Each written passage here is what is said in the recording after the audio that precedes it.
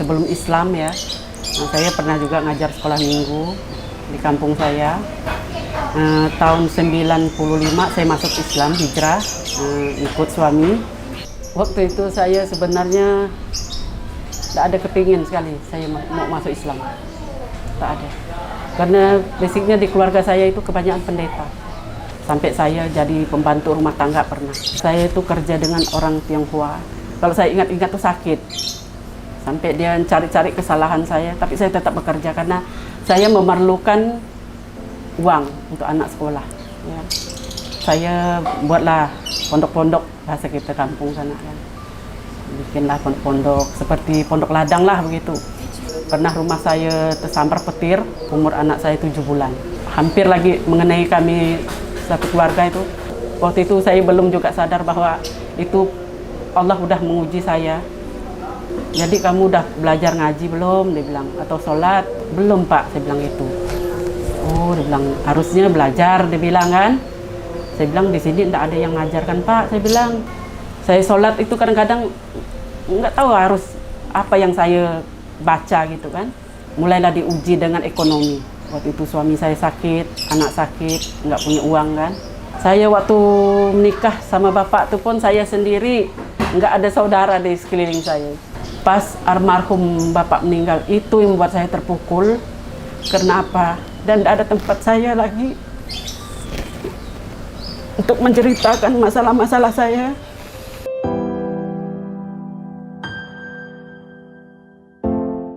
Ayo kita ramaikan page dari abang saya Bang Ilham dengan nama Laskar Tujuh Langit. Subscribe dan tombol like di bawah ini. Terima kasih, tetap support, jaga iman kita akan meningkat. Assalamualaikum warahmatullahi wabarakatuh. Waalaikumsalam warahmatullahi wabarakatuh. Kita support program ini dengan mengirimkan donasi ke Bank Muamalat. Nomor rekening 62100666911 atas nama Baitul Mal Munzalan Indonesia Saudara Seiman.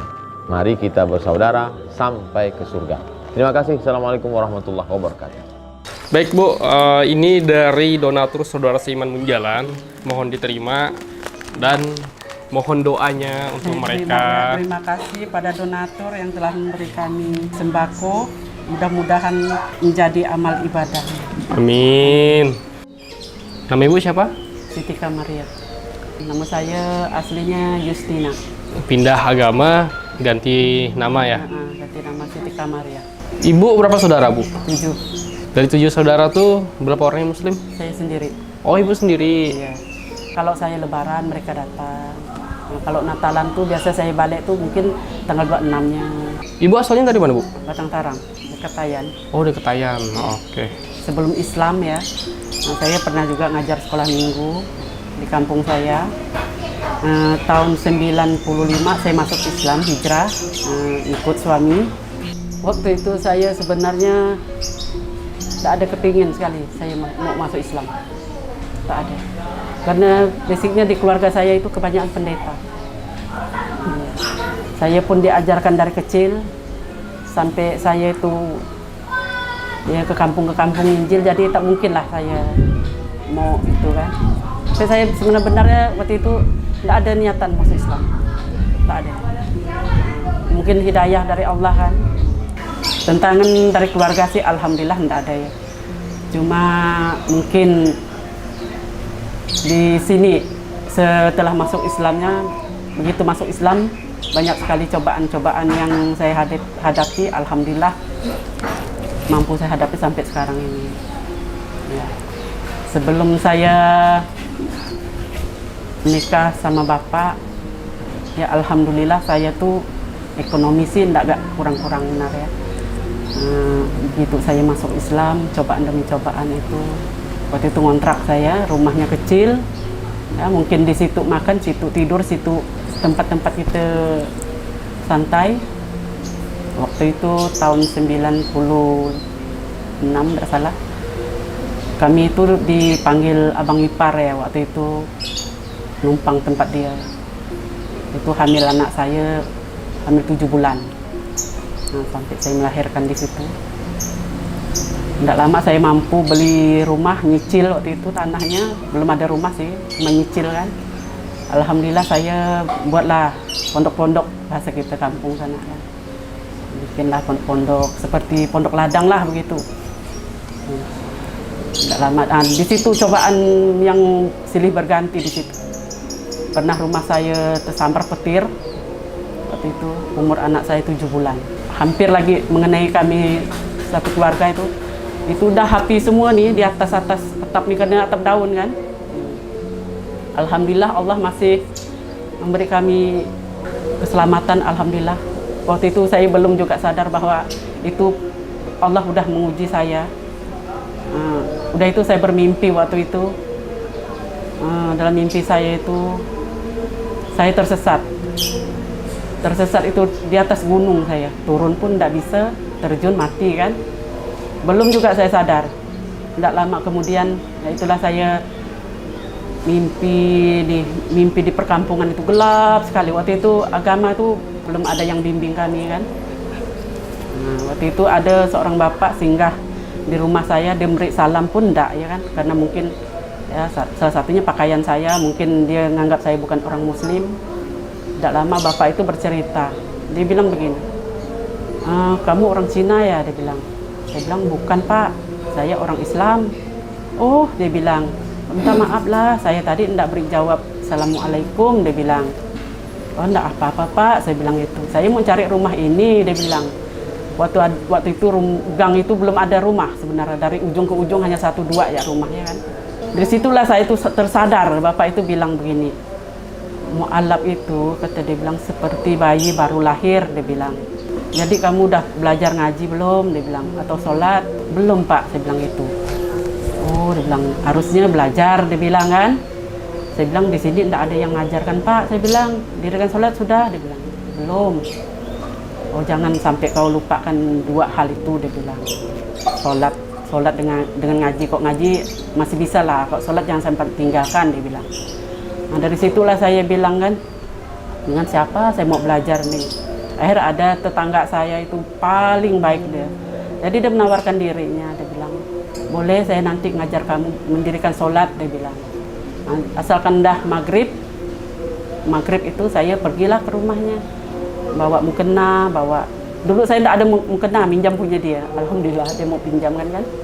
Kalau cobaan untuk keluarga saya yang non muslim malah mendukung, karena mungkin udah jalannya saya masuk Islam. Jadi saya tidak ada kendala ke situ. Yang kendalanya saya masuk Islam ini mungkin pihak suami mungkin. Jadi saya di situ tidak bisa untuk berbagi rasa tuh tidak ada. Nah, waktu itu saya mulailah diuji dengan ekonomi. Waktu itu suami saya sakit, anak sakit, nggak punya uang kan. Jadi saya ini bingung mau kemana gitu. Sedangkan saudara kita kan nggak ada. Ada tetangga-tetangga pun jauh. Rumah nggak macam begini. Gang itu mungkin kalau satu gang tuh sana lagi rumahnya jauh-jauh. Saya mikir begini, apa yang bisa saya buat di sini? Akhirnya saya jualan lah di depan rumah kan. Jualan depan rumah, ya lakunya alhamdulillah palingnya 5.000 dulu, alhamdulillah banyak ya. Ada itu, ini uji lagi saya tuh dengan suami itu ya, tokoh kita terjual, mulailah suami saya tuh ndak kerja kan, akhirnya saya lah yang mencari pekerjaan, sampai saya jadi pembantu rumah tangga pernah. Pembantu rumah tangga saya itu kerja dengan orang Tionghoa, jadi malah saya mau ceritanya tentang situ ya, karena mungkin kalau saya ingat-ingat tuh sakit. Waktu itu saya pakai pakaiannya mungkin sampai dia cari-cari kesalahan saya, tapi saya tetap bekerja karena saya memerlukan uang untuk anak sekolah. Ya. Nah, waktu itu saya masih bertahan kerja di situ. Jadi besok-besoknya saya bertanya, Bu, salah saya apa?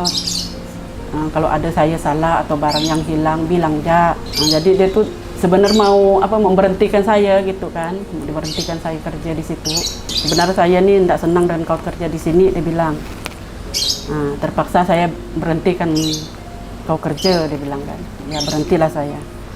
Jadi pas di gang saya itu, alhamdulillah ada orang yang paling bagi saya ya sampai sekarang ini nganggap saya saudara. Alhamdulillah. Keluarga itu sangat membantu ekonomi saya. Sehingga kami terbantu, anak saya tamat selesai semua sekolah, sampai dia memberi saya support yang sebenar-benarnya sampai anak saya itu dikuliahkan. Alhamdulillah. Sampai saya itu disuruhnya kerja di rumah dia, biarpun hanya kemas-kemas kan. Tapi kalau misalkan saya dalam kesulitan ekonomi, uang apa, dia selalu menolong saya. Di waktu itulah saya tuh rasanya masih ada orang baik. Alhamdulillah. Di rumah situ saya banyak sekali ujian demi ujian yang Allah kasih. Alhamdulillah saya bisa menghadapinya. Waktu itu rumah saya itu gimana ya, dikatakan enggak boleh ya kita mengatakan itu ada sesuatu di dalamnya. Enggak tenang saya dalam rumah itu. Saya sholat itu kadang-kadang enggak tahu harus apa yang saya baca gitu kan. Jadi saya minta kepada orang yang agak, itulah saya ajaklah orang yasinan apa di rumah saya kan. Alhamdulillah. Meskipun itu saya pernah juga buka pengajian khusus mu'alaf namanya Humul Hidayah. Alhamdulillah waktu itu hanya bertiga sampai 27 orang enggak salah. Jadi karena saya banyak yang enggak saya tahu, saya enggak bisa pakai motor karena lagi pula saya kerja kan. Pulang kerja enggak sempat mungkin saya tuh mau pergi pengajian, kadang-kadang orang pada bubar saya baru datang. Jadi saya kasihlah kawan tadi yang alhamdulillah katanya ya tamatannya agak tinggi dari saya kan. Katanya sarjana. Jadi saya bilang biar kamu Jak yang ngurus ini, biar saya dorong kamu dari belakang. Sampai sekarang nggak tahu gimana cerita mereka, katanya udah bubar. Ya. Padahal kasih nama itu orang Stein waktu itu. Pak siapa namanya saya lupa itu. Dengan Ibu Cati itu yang mengajar kami dari Iqra sampai bisa. Lama kemudian saya pindah dari gang situ, semua pada menangis. Dia bilang, aku mau kau pindah, dia bilang, tapi jangan sampai kau pulang ke agamamu. Sampai dia sekarang alhamdulillah masih ada mukenanya, masih ada Qur'annya, sampai perjemahannya dikasih saya. Dia sampai dia bilang begini, saya tidak ikhlas kalau kau sampai kembali ke agamamu yang lama, dia bilang. Karena perjalanan hidup kau udah setengah, dia bilang. Apa ujian-ujian itu udah kau lewati, masa kau hanya karena ini kau bisa mau kembali, dia bilang gitu kan. Nah, waktu itu ujian saya yang terberat itu ya karena tadi itu ekonomi ya kan. Jadi yang di sana ini main tarik-tarik ini, dia bilang, udahlah pulang ya, dia bilang nanti kita kasih usaha, dia bilang kan. Kalau di sana udah tidak ada usaha, bagus pulang. Ya, mau dikasihnya tanah waktu itu. Nah, nanti bikinnya toko, dia bilang. Tapi saya ini mikir lagi, kok seandainya saya balik ke sana lagi pula, toko itu kan tidak jauh dari gereja situ. Gereja Batang Tarang itu kan ada yang besar itu, Katolik waktu itu. Nah, toko di depan situ. Jadi saya mikir kan, seandainya saya balik ke sana, apa mungkin saya bisa mempertahankan agama saya gitu kan. Waktu itu kan. Pasti banyaklah rintangan demi rintangan itu tidak mampu saya hadapi. Jadi akhirnya saya bilang dengan suami gini, Jak, daripada kita tetap di sini, ujian cobaan itu terlalu banyak, saya pun tidak mampu. Kita jual rumah ini, jadi kita cari biar kecil yang penting saya tenang. Saya bilang gitu. Ya pindahlah saya jual rumah tuh, belilah saya di gang paling kecil rumah saya itu paling kecil. Jadi kok ada misalkan ada pengajian di rumah saya ya duduk gempet-gempet. Ya alhamdulillah mereka tuh terima ya kan. Kita jangan mikirkan rumah, dia bilang. Yang kita pikirkan orang punya rumah. Tidak lama kemudian ya alhamdulillah Allah tuh ngasih kami rezeki yang enggak gak sih kata cukup. Enggak gak sih kata orang tuh. Tapi alhamdulillah sampai tempat saya bekerja itu sampai sekarang ini dia masih ngaku saya saudara, sampai dia bilang, saudara kamu ya saya lah, dia bilang. Alhamdulillah saya bilang masih mau ngaku saya saudara. Waktu itu saya hampir putus asa ya. Waktu itu udah saya divonis katanya penyakit apa namanya itu. Saya banyak lupa, hampir depresi. Nah, depresi, hampir depresi. Oh. Karena saya tuh ujian demi ujian itu ditanggung sendiri. Saya tidak mau cerita dengan siapapun, baik dengan keluarga kita di sana maupun dengan keluarga suami ya. Karena saya pikir mereka pasti tidak bisa bantu, mendingan saya simpan ya sendiri. Itulah waktu itu sakit ini dah tidak ke arah, tidak tahu apa lagi lah kan. Jadi ada kawan saya yang nama Bu Aswatun Ashanah itu, itulah ngajak saya, sering dijemput saya, kamu katanya harus ikut pengajian. Kalau kau sendiri, dia bilang, kamu nanti stres, dia bilang. Jadi itulah diajaknya saya belajar qasidah, diajaknya yasinan kalau malam Jumatan itu kan, bersanji, macam-macam lah diajak. Saya tidak pandai, cuma berdiri. Orang berdiri, saya berdiri. Orang duduk, saya duduk. Itu aja kan. Saya pikir kan saya, ya wajar saya tidak tahu. Pas di waktu itu kami ini kan disuruh ngaji satu persatu waktu itu. Di situ saya disuruh baca ayat apa waktu itu, lupa saya. Jadi salah. Jadi orang itu kan bilang, katanya apa suruh orang yang tidak pandai pun kata disuruh ngaji, dia bilang kan. Pas guru saya itu dekat saya, wajarlah dia tidak tahu ngaji, dia kan mu'alaf, dia bilang. Orang kan tidak tahu saya ini mu'alaf. Saya pernah juga pulang ke kampung waktu itu ya, itu ada 1 bulan saya pulang ke kampung. Sampai orang bilang gini, itulah dia bilang, mau aja kau katanya, sampai keluar dari Kristen, dia bilang, sampai masuk Islam. Apa yang kau dapat? Dia bilang gitu kan. Saya bilang, saya kepingin pulang kampung ya, saya bilang. Tapi alhamdulillah almarhum bapak saya itu selalu memberi saya support ya. Dia bilang, namakan kehidupan, kata dia bilang, pasti ada, kata dia. Cobaan itu pasti ada, dia bilang. Tapi kalau kau mampu, kau pasti bisa, dia bilang gitu. Karena sebelum kau tuh masuk Islam pun, kita dah ngajar kau sekuat-kuatnya, kata dia bilang. Biar kau tuh kuat, dia bilang. Jadi dikasih cobaan begini, jangan mengeluh, dia bilang. Pas almarhum bapak meninggal, itu yang membuat saya terpukul. Karena apa? Dan tidak ada tempat saya lagi untuk menceritakan masalah-masalah saya.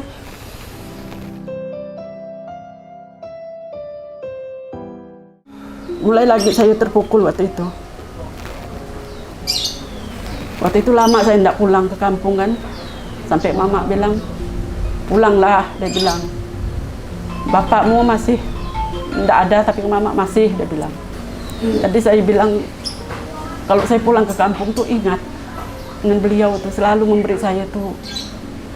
Kalau saya udah mulai down, saya udah mulai tidak mampu, selalu dia nelpon. Dulu tuh kan pasti pakai masih pakai HP Nokia itu kan. Itu pun tahan dia berdiri. Dia mau tahu kabar cucu-cucunya kan. Saya bilang, saya sehat ya Pak di sini. Oh syukurlah, dia bilang.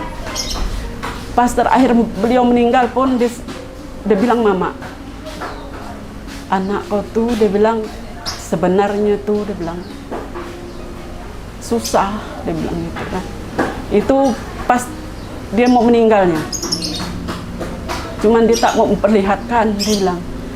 Karena apa? Takut kita susah, takut kita sedih, dia bilang. Jadi waktu itu mama pun mulai juga bertanya dengan saya kan. Gimana kehidupan kamu di Pontianak? Dia bilang gitu. Saya bilang, alhamdulillah ma, baik-baik ya. Karena waktu itu adik saya yang bungsu itu kan pernah tinggal dengan saya karena dia tidak kerja kan. Jadi saya ambillah tinggal dengan saya untuk ngasuh anak saya yang kecil. Jadi dia cerita begini, mak, dia bilang, kakak tuh di Pontianak rumahnya macam gubuk, dia bilang kan. Jadi waktu itulah mama tuh mulai mau bertanya dengan saya, tapi saya itu selalu biar mama tuh tidak bertanya gitu keadaan saya di Pontianak. Rumahnya mak, dia bilang macam gubuk, pokok macam pondok ladang lah, dia bilang gitu. Di sekelilingnya itu orang tanam-tanam padi, dia bilang.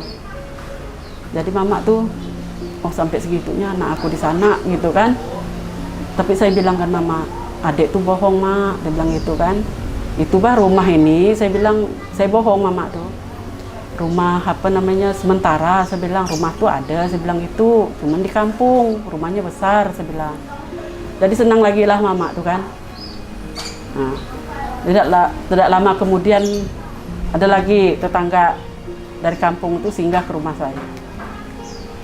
Dia cerita lagi dengan mama saya kan. Aduh katanya hidupnya justru katanya susah sebenarnya di Pontianak, dia bilang. Rumahnya tuh bah tidak layak, dia bilang kan. Pokok banyak lah yang saya dengar di kampung tuh ngomong saya tuh kan. Itulah dia bilang mau dicarikan yang lebih baik, enggak mau, dia bilang. Dulu katanya dia paling tidak senang dengan Islam, dia bilang. Akhirnya keluarga, dia bilang. Waktu saya masuk Islam tuh saya pernah berdebat dengan Pak Pendeta tuh waktu itu. Dia tuh marah-marah dengan saya kan waktu itu. Dia bilang kau boleh kawin dengan dia, tapi beda, dia bilang. Saya tidak melarang kamu, kata dia bilang.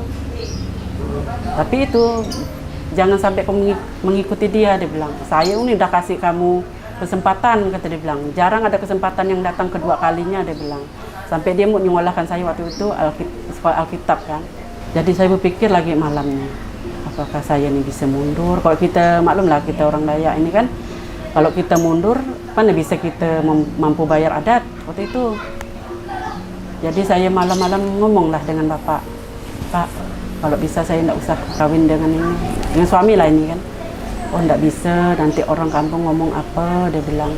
Sedangkan orang nih, Bapak nih katanya tidak pernah, kata dia bilang kan, dapat masalah, ataupun kita dihukum orang tidak pernah, dia bilang. Jadi kemarin ngapa kamu bawa lelaki? Saya bilang saya ini tidak bawa dia, cuman dia tuh mau ngikut, mau lihat kampung kita, saya bilang gitu. Maklum lah orang kampung ya kan. Jadi pikirlah ada 1 minggu tuh dikasih kesempatan. Jadi suami saya pun datang ke kampung. Itu makin parah udah Pak Pendeta itu, marah-marah dengan satu keluarga saya itu dimarahnya semua. Sampai dia bilang enggak bisa dia bilang kasih tahu dia bilang.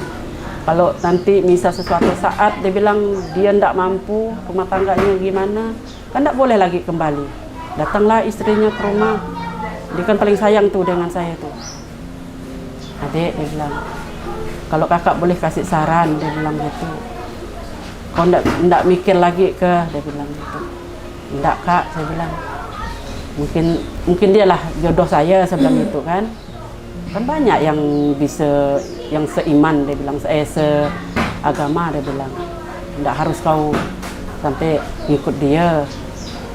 Ya, saya bilang, saya pun lebih enggak mau, saya bilang gitu. Tapi kan mungkin udah jodoh saya mungkin, saya bilang kan.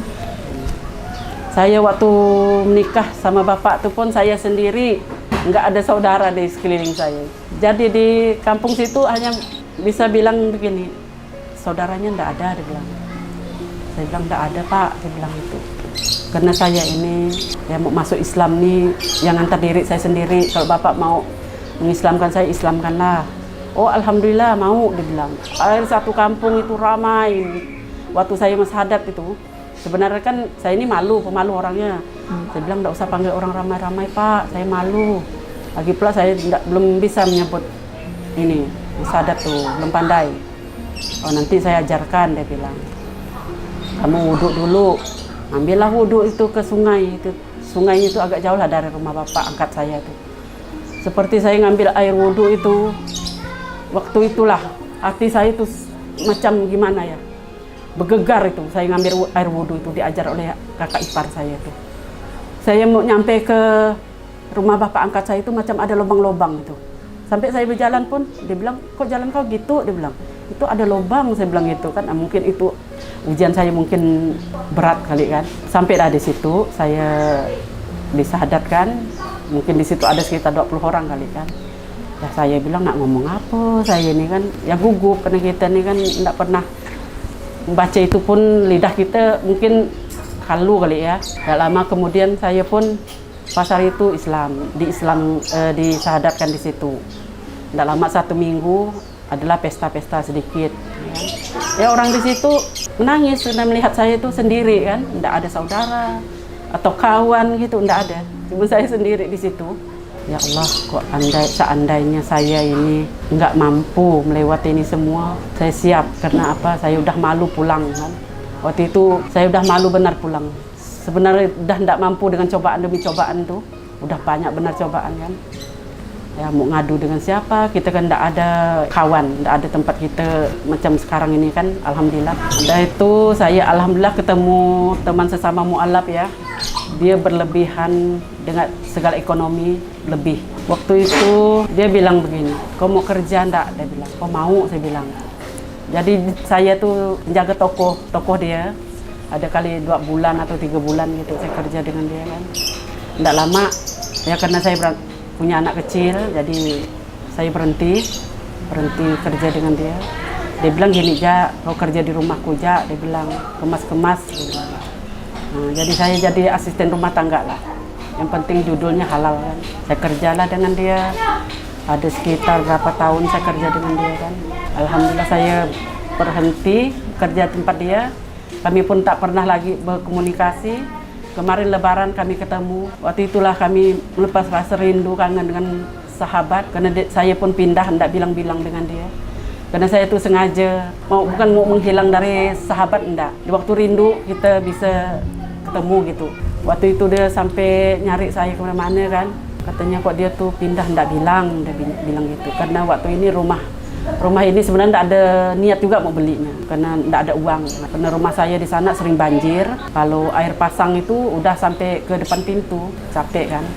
Kadang-kadang anak-anak saya sekolah tuh pun motor tuh ditumpangkan dulu dengan tetangga. Pokoknya kasihan lah pokoknya dengan mereka itu. Akhirnya itulah yang punya rumah ini bilang, "Adalah," dia bilang, "kau beli rumah saya aja," dia bilang. "Kalau kau mau," dia bilang, "kalau di sini Pak kasihan anak-anak, rumahnya sempit," dia bilang. "Kok ada tamu susah," dia bilang. Kata pula suami, "Dari mana saya mau dapat duit," dia bilang. "Sedangkan rumah ini kan tidak mudah mau dijual lagi. Ya kalau ada duit kau yang sekian dulu untuk tanda jadi," maksud dia. "Oh kalau segitu sih ada," kata bapaknya kan. Itulah sampai saya beli rumah ini. Ini tidak begini dulu nih. Ini pokoknya hancurlah rumah ini. Sedikit demi sedikit kan. Betul, alhamdulillah karena Allah tuh ngasih rezeki, ya kan. Yang membuat saya berkesan cerita di sini ingin menyampaikan unek-unek kami yang mungkin tidak tersampaikan, ya kan.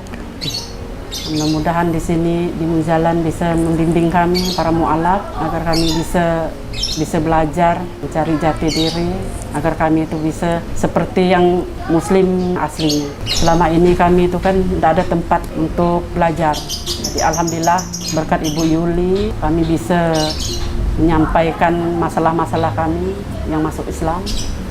Mungkin lebih banyak lagi masalah-masalah yang lainnya. Menurut Ibu, kira-kira penting nggak sih guru ngaji? Penting lah, sangat penting itu. Karena kami ini kalau tidak ada yang bimbing, masa kita yang nak bimbing diri kami kan tidak mungkin. Harus ada. Makanya saya tuh berterima kasih sekali kepada donatur Munzalan ini ya, yang udah mau membimbing kami. Alhamdulillah, dakwah terus tanpa henti, istighfar terus sampai mati. Mari bersaudara sampai surga. Assalamualaikum warahmatullahi wabarakatuh. يتساءلون